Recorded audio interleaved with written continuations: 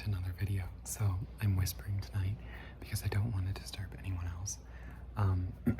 But I wanted to talk to you about tackling different design problems, especially if you are working on a larger scale project. One of my favorite strategies is to build a visual library of smaller architectural parts before you dig into bigger partie or bigger program.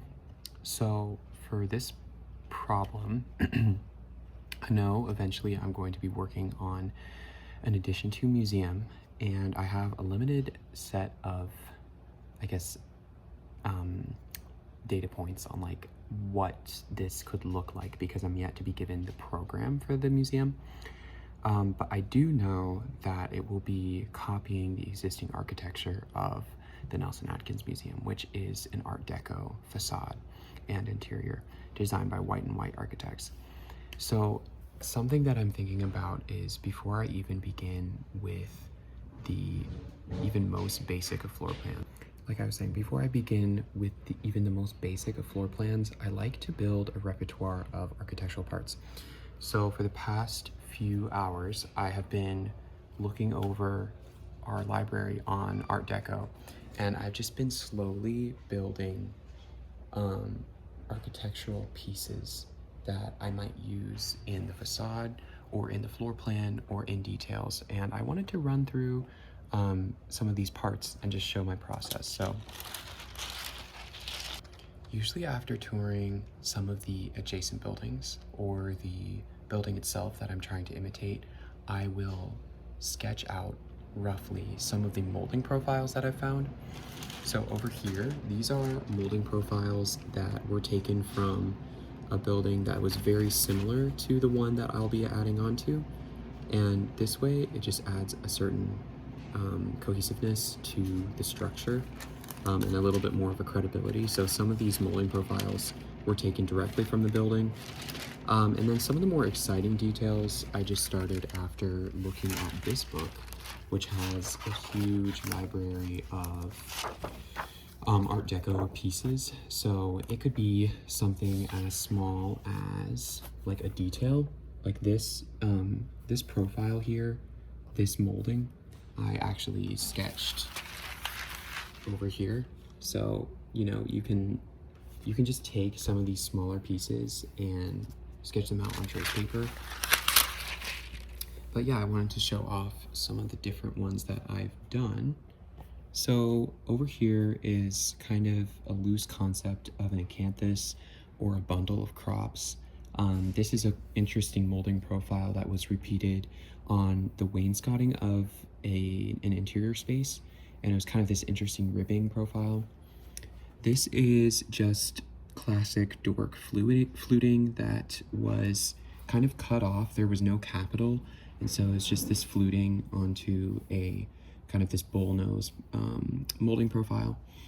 And then this is a really interesting column capital. I think I took this from the Louisiana State Courthouse. And it's like this kind of square composite ionic column that has these really interesting details. And then some of this was just kind of like supplanted or imagined. So none of it is, you know, not all of it is like perfectly to scale. I'm just kind of guesstimating what they would have done. This is another acanthus kind of fish scale Greek motif that I think would be interesting for either a door surround or maybe like building up to the ribbing of like a crown molding piece. This would kind of be interesting for a frieze detail or whatever. This is another interesting piece for a window surround or a door jamb.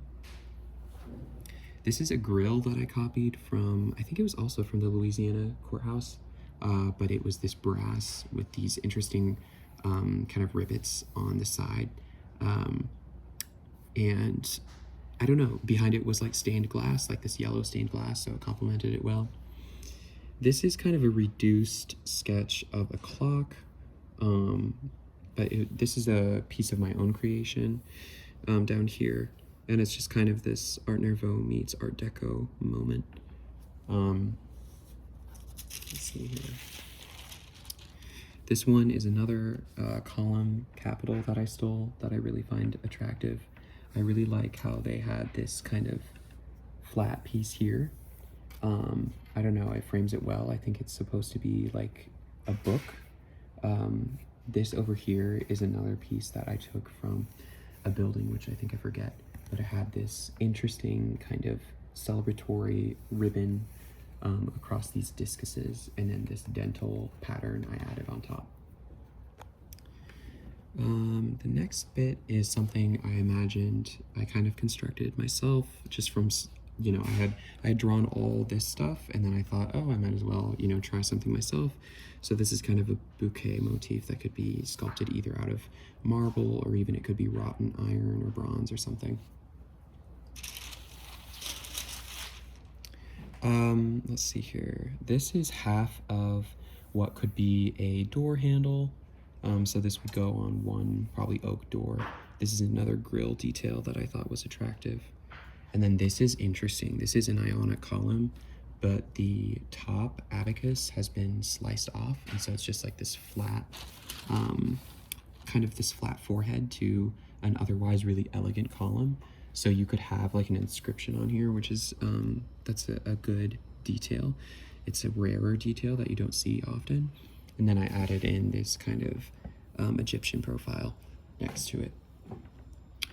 This is another possibility for maybe like a door or a cabinet trim, like some hardware that could be attached to, you know, something that's opening. So this could be latched, or it could be a detail itself that hangs off of, you know, a molding or something like that. This could be an exterior detail. So you have some loose masonry brick, and then this would probably be bronze or a copper outside, and then this block would be wrought iron or a copper detail. So kind of an expensive trim detail, but it could add a lot of character to the exterior. And then this is kind of a brick that I made, kind of, again, just looking at all these Art Deco Mesoamerican influences and trying to make a brick pattern that could be easily molded. I know, who was it? It was Frank Lloyd Wright often would have concrete blocks or brick blocks that he molded, and they were pretty inexpensive in the 1930s and 1940s when he was working. And so there's, I think it's called Ennis House in California. It was where Blade Runner was shot. Deckard's, I think it was his apartment, Harrison Ford's apartment in that movie. It was, yeah, and you can see kind of this Mesoamerican concrete block detail that Frank Lloyd Wright copy and pasted, you know, across the facade, and it really is attractive. It's a personable detail that I admire. So I like to add in, you know, brick or concrete stamps wherever I can on a facade. This is another grill detail for an air duct. So, you know, this could be where you see the gaps around it. This could be where the air flows through, and then also the center piece, but it blocks enough of the passage that no one would like drop into the air duct. That's a big thing that we have to worry about as architects, is you are not allowed to make vents or any sort of like grill that could be like someone could get stuck in or whatever, so you have to be careful with that. This is another exterior block detail that could be added to a facade, but it's also, you know, it's just kind of an analytique of all these different ideas and all these different profiles that I've learned throughout the past few hours, and I just put them on a piece of Carrara marble. And so this would probably be like a very low relief design etched into the Carrara marble.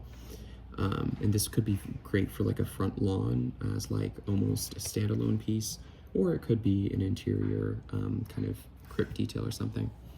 This is a fun crown molding band or exterior band of trim, another great design. And then this is an interesting kind of, I see this as a really energetic move that could be used either as like maybe the foundation to like a series of candelabras, or even like, I don't know, you could pair like two of these shapes and put them above a door, or building up to some sort of movement. You know, there's a lot of energy in this design, so this could be channeled into a more exciting feature in the interior architectural space.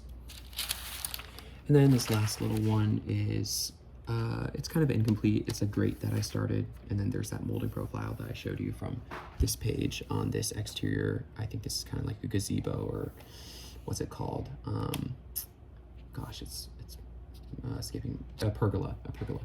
So those are a lot of different parts and different pieces, but I find it's really easy after I do initial sketches and molding profiles and details to get into, you know, the larger pieces of design, because often architects will imitate even the smallest details in their larger footprints, right? So like, I'm thinking of Otto Wagner. A lot of his molding profiles actually related to the plans of the massing of the building itself. And so that's like a really fun way to pay homage to those little details that people probably forget to notice. Like when Otto Wagner was doing his Vienna intervention and was redesigning some of the city, he literally took the fluting around a Doric column and used that same shape to plan out the arches to each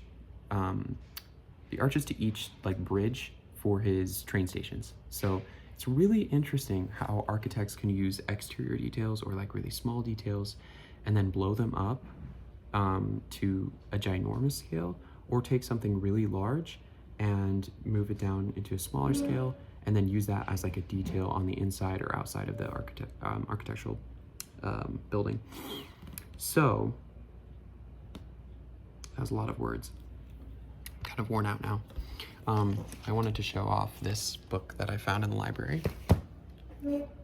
It's the Art and Architecture of C.F.A. Fawzi, and he was an English architect mid-century, and there's just some beautiful watercolors that I really think captures a lot of character to, you know, an architecture's, you know, kind of like an architect's cottage, or some of these brick patterns and like terracotta details are very well rendered. And there's just kind of a looseness about his work that's, you know, relaxed, but also very elegant.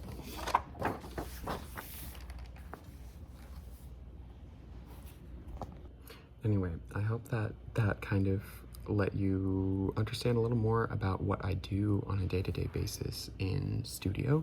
A lot of it isn't as fun as this stuff. Usually it'll just be like drafting elevations or plans or whatever, but the details are really, really fun. And I always like to just doodle, because that's really where I get an understanding of the project and where it could go. So thanks so much for watching, and I hope you enjoyed this video. I always like recording them in the studio because you get to see where I work, and I'll catch you for the next one.